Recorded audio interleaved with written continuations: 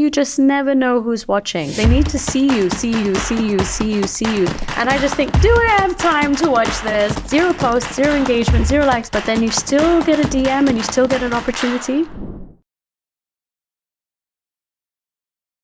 So I know that I create content consistently. So I post content every single day. And, out of that content, it has a longer lifespan. So just because it's out there, you're able to attract people. People see it at all times of the day, different hours, and you just never know who's watching and when it's going to have that impact versus that one-time effect or that one-time usage in a specific event. So I can see how my content creation has a much longer mileage than any physical time I may spend at an event. So if you really want your content to drive traffic or drive connections and help you network, you need to start engaging on other people's posts. So if I was to post a piece of content, I will dedicate some time to finding other creators, other leaders, other, people who inspire me, and actually actively comment and engage on those posts. The more frequently you do it, I think it's a habit. If someone's consistently engaging on your content, you're going to go look at their page. You're going to try and figure out, who is this person who's constantly liking my page and contributing? Sure. So gradually you start building these silent relationships which are based on you liking and commenting each other's content, until one day one of you thinks, oh, there's a lot of synergy here. Let me DM the other individual. And I've seen this happen to me a few times. So, I'll mention a few names. Ahmed Khaled, he's like a really popular, he's now a LinkedIn influencer, and he has his own podcast. And I didn't know him, but all I knew is I quite liked his content. It resonated with me. My content seemed to resonate with him. And I would say for a good few months, this guy who I just knew on LinkedIn was liking my content, and every now and then he'd comment. And then I thought, that's polite. I'm going to like and comment on his content. And after a few months, I got a DM message from him, and he just said, I really enjoy your content. I have a podcast. I'd love to invite you on the podcast. I was really flattered. I was like, oh, that's really kind. I'd love to join you on your podcast. Next thing I know, I'm a guest on his podcast. Nice guy. We got on really well.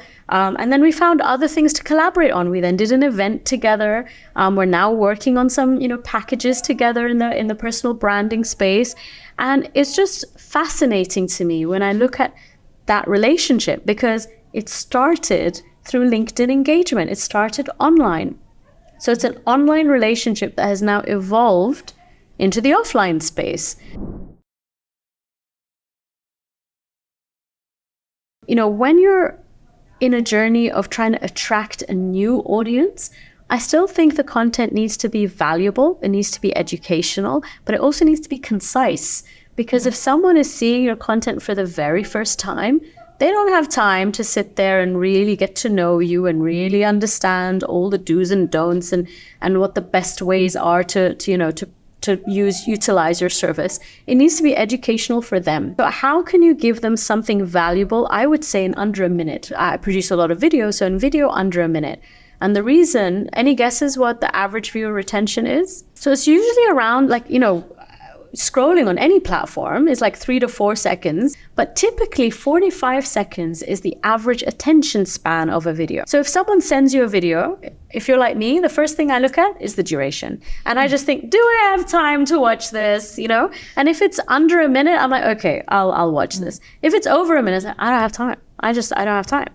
So in the online networking space, if you're trying to attract a new audience, you don't want to give them that objection. You want to keep it concise. You want to keep it under a minute, which is why even like podcasts like this, you'll see, us included, we'll have teasers that get put out there, and the teasers are under a minute. And then hopefully they enjoy the teaser enough that they're in your funnel and they're going to subscribe and they're going to watch the longer form content.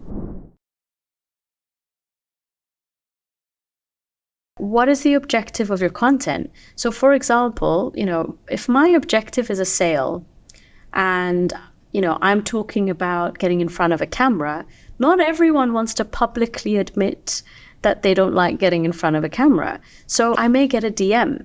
Has it ever happened to you that you've had like 0 posts, 0 engagement, 0 likes, but then you still get a DM and you still get an opportunity. So I genuinely think it's because, if you look at your own behavior, you don't like and comment on everything. You don't necessarily want to show that you're liking certain types of content. But I think we need to stop expecting the public side of things and realize that most of the activity happens in private. So again, it comes down to what is your objective? If your objective is a sale, if you get that sale through direct message, your content is successful, even if it has 0 likes and 0 comments.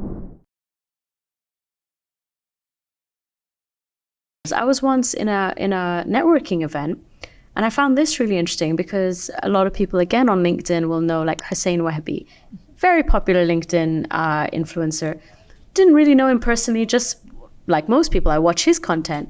He came up to me at a networking event, and I was like, oh, I really like your videos. And I just went, I really like your videos. And it just goes to show everyone from, whether they're a LinkedIn personality, they're a CEO, they could be a potential teammate. You just never know who's watching, which I believe means that the more content you create, the wider the reach versus the traditional networking efforts of going into a room. I think one of the biggest learnings I've had in the last year is that we assume, on LinkedIn, or not just, I say LinkedIn because I use it predominantly, but we're attracting a new audience. But sometimes it's your existing contacts that need to be reminded. They need to see you till they finally understand what you do, so that they're in a position to refer you or work with you. In this last year alone, I've had someone reconnect with me after 18 years. 18. I've had another person reconnect after 15 and another one after 11. And all three, their original DM sounded like, I'm working on this project and I can see from your LinkedIn that you're currently doing XYZ. Would you be able to work with us? To me, that's fascinating. It's fascinating that you have all these dormant connections, or at least you think they're dormant, but actually they're still consuming what you put out there.